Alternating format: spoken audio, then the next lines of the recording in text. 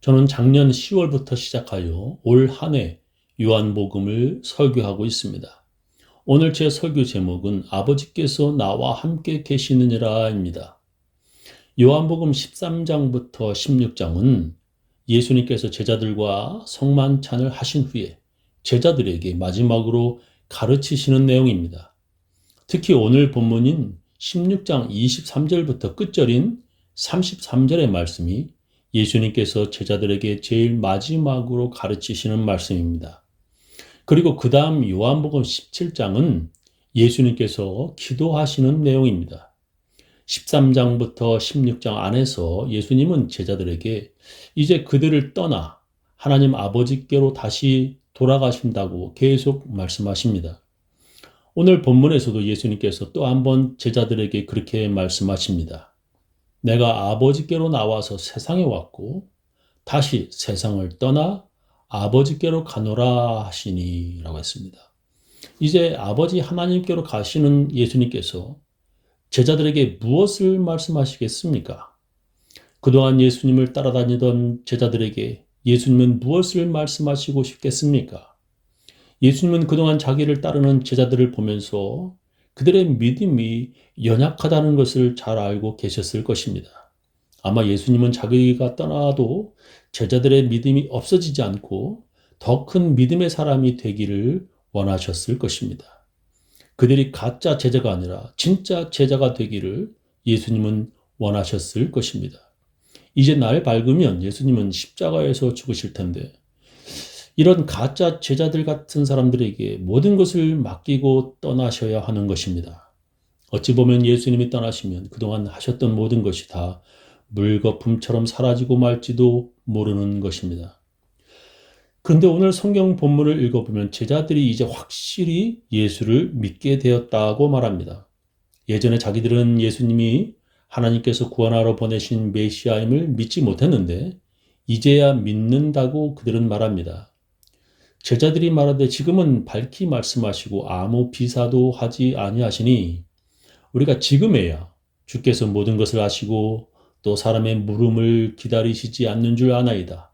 이로써 하나님께로서 나오심을 우리가 믿삼나이다 했습니다. 예수님께서 전에 자기들이 알지 못하던 비유로 말씀하셨는데 오늘은 자기들이 다 알아듣게 밝히 말씀하시니 지금에야 자기들이 믿는다고 제자들은 말합니다.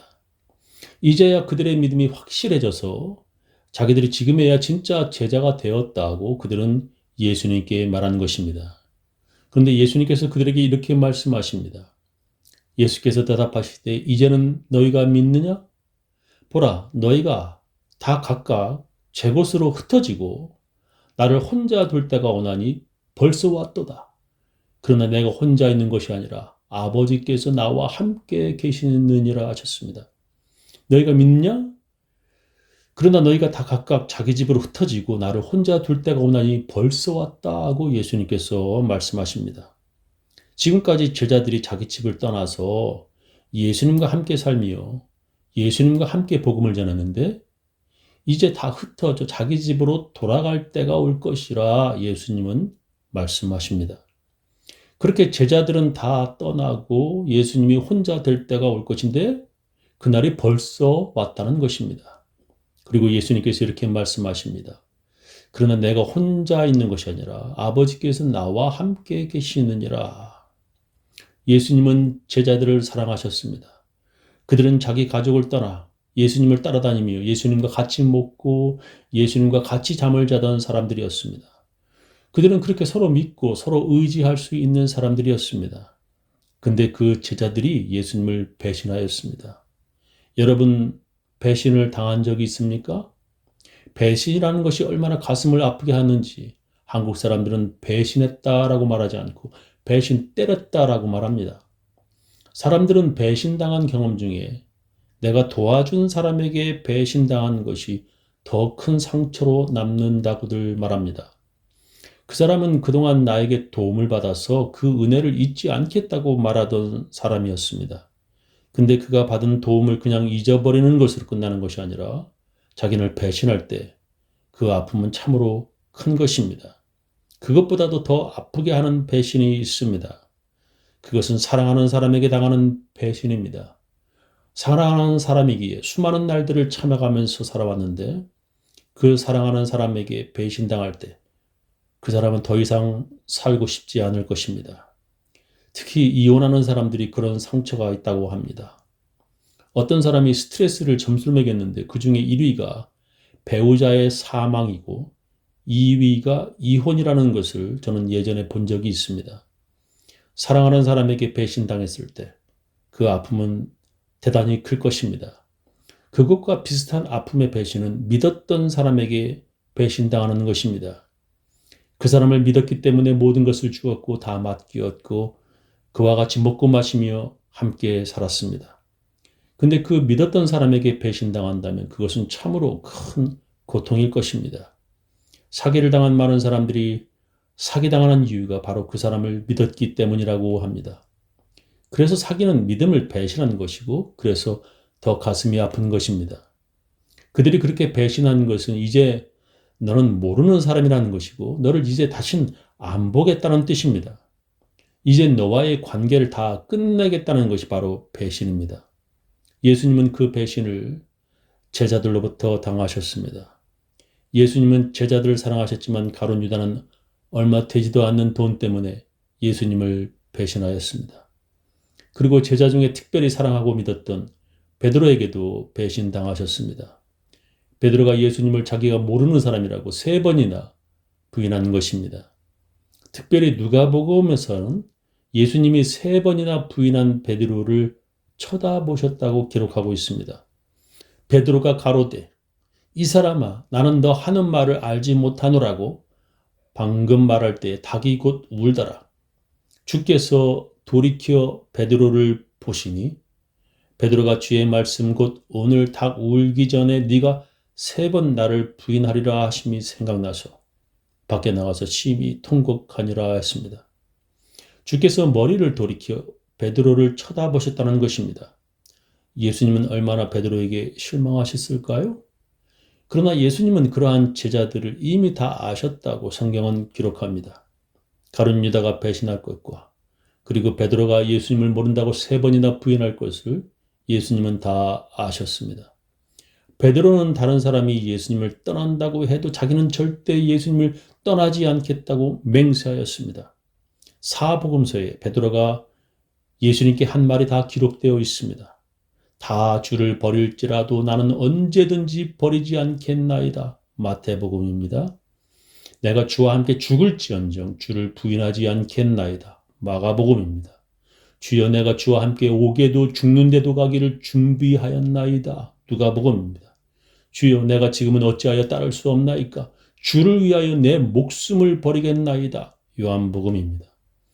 그런 제자들이 오늘 성경 본문에서 이제야 자기들이 믿게 되었다고 말했을 때 예수님은 너희가 믿느냐? 그러나 너희들은 모두 흩어지고 나를 혼자 둘 것이라고 말씀하셨습니다. 항상 함께하던 제자들이 모두 도망가 버리고 예수님이 특별히 사랑하던 베드로도 예수를 모른다고 3번이나 부인할 것을 다 아셨습니다.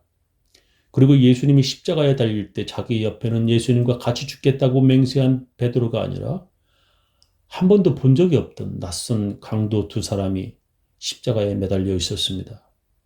그렇게 제자들에게 배신당하고 그들이 모두 떠나버렸지만 예수님은 외롭지 않으셨습니다. 왜냐하면 그때 하나님께서 예수님과 함께 계셨기 때문입니다.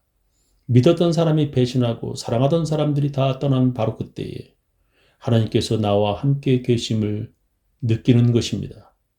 제가 요즘에 바로 그런 예수님의 말씀의 뜻이 깊이 이해가 됩니다. 사도 바울이 한 말도 깊이 이해가 됩니다.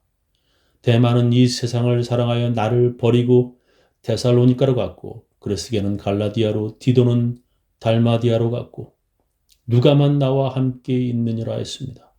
외로울 때 그때는 하나님께서 나와 함께 계심을 느껴지는 때입니다. 그때는 하나님과 깊고 솔직한 대화를 할 수 있는 때이며 하나님께서 주시는 위로와 평강을 맛볼 때입니다. 예수님께서 이렇게 말씀하십니다. 이것을 너에게 이르면 너희로 내 안에서 평안을 누리게 하려 함이라. 세상에서는 너희가 환난을 당하나 담대하라. 내가 세상을 이겼노라 하시니라 하셨습니다. 예수님께서 제자들에게 이것을 알려주시는 이유는 제자들도 그런 때가 올 것을 예수님이 이미 알고 계셨기 때문입니다. 제자들이 세상에서 환난을 당할 것이라는 것을 예수님은 이미 다 아셨습니다. 그때 어떻게 해야 하는지 예수님께서 제자들에게 벌써 알려주셨습니다. 그것은 바로 기도하는 것입니다. 그날에는 너희가 아무것도 내게 묻지 아니하리라. 내가 진실로 진실로 너에게 이르노니 너희가 무엇이든지 아버지께 구하는 것을 내 이름으로 주시리라. 지금까지는 너희가 내 이름으로 아무것도 구하지 아니하였으나 구하라. 그래야만 받으리니 너희 기쁨이 충만하리라 하셨습니다. 우리가 더 이상 살고 싶지 않으리만큼 죽고 싶을 때가 있습니다. 우리가 믿는 사람에게 배신당하거나 사랑하는 사람들이 다 나를 떠나는 외로운 때가 올 것입니다. 그때 예수님께서 우리들에게 말씀하시는 것이 바로 내 이름으로 구하라는 것입니다. 예수 믿는 사람이 세상을 이기는 힘은 무엇입니까? 고통이 많은 이 세상에서 큰 시련과 환난이 올 때 예수 믿는 사람들과 세상 사람들로 가려지고 구분되어지는 것은 무엇입니까? 바로 기도입니다. 세상 사람들은 실망하여 함부로 목숨을 끊고 자살합니다. 그런 사람이 바로 가롯 유다입니다. 차라리 그렇게 하는 것이 더 깨끗하고 더 정직한 것처럼 보입니다. 그러나 예수님은 그런 사람을 진짜 제자라고 인정해 주시지 않으셨습니다. 진짜 제자는 시간이 좀 더 걸리더라도 회개하고 조금씩이라 할지라도 기도하며 돌이키는 것입니다. 예수님께서 제일 마지막으로 제자들에게 말씀하시려는 것이 바로 이것입니다. 지금 너희가 이제 알게 되었고 이제 확실히 믿게 되었다고 말하지만 너희들이 모두 다 흩어져 버릴 것이다. 바로 그때가 지금이다. 내일 새벽이면 너희들은 옷과 이불도 벗어 던지며 도망갈 것이다. 그러나 너희들이 회개하고 기도하면서 이 세상의 환난을 나처럼 이겨낼 것이라고 예수님은 말씀하십니다. 저는 우리 교인들 모두 세상에서 힘들고 외로울 때 예수의 이름으로 기도하는 진짜 제자들 다 되시기를 예수님의 이름으로 축원합니다.